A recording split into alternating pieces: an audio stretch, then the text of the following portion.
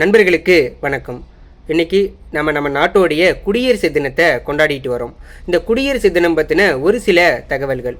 India சுதந்திரம் வாங்கினதுக்கு அப்புறம் நம்ம நாட்டுக்கான அந்த அரசியலமைப்பு சட்டத்தை உருவாக்குறதுக்கு ஒரு குழு ஒன்று அமைக்கிறாங்க. அந்த குழுவோட தலைவராக டாக்டர் அம்பேத்கர் அவர்கள் இருக்கிறாங்க.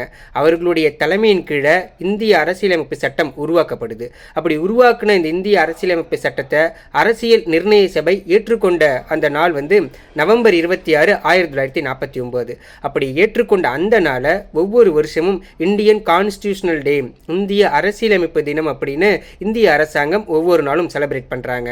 அப்படி ஏற்றுக்கொண்ட அந்த அரசியலமைப்பு சட்டம் என்னைக்கு நடைமுறைக்கு வந்தது அப்படின்னா ஜனவரி 26, 1950. அந்த நாளை தான் நம்ம குடியரசு தினமாக ஒவ்வொரு வருஷமும் கொண்டாடுறோம்.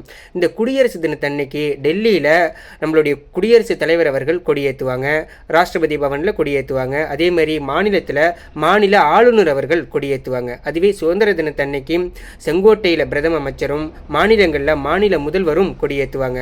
அப்படி கொடியேற்றுறப்ப குடியரசு தினத்துக்கும் சுதந்திர தினத்துக்கு என்ன வித்தியாசம் அப்படின்னா, கொடியேற்றுறப்ப என்ன பண்ணுவாங்கன்னா, சுதந்திர தினத்தன்னைக்கு அந்த கொடியை அந்த கம்பத்தில் கீழேயே கட்டுவாங்க. கீழே இருந்து அந்த கொடியை மேலே ஏற்றி அப்புறம் பறக்க விடுவாங்க சுதந்திர தினத்தன்னைக்கு.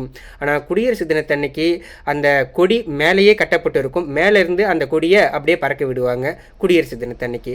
நம்மளுடைய இந்திய அரசாங்கம் இந்த குடியரசு தினத்தன்னைக்கு தங்களுடைய துறைகளில் சிறந்து விளங்குறவங்களுக்கு பத்ம விருதுகளை இந்த குடியரசு தினத்தன்னைக்கு அறிவிப்பாங்க. அதோடு மட்டும் இல்லாமல் நம்ம நாட்டில் சேவை செய்த நம்ம நாட்டுக்கு சேவை செய்த அந்த வீரர்களுக்கு பதக்கங்களும் இந்த நாளில் அறிவிப்பாங்க.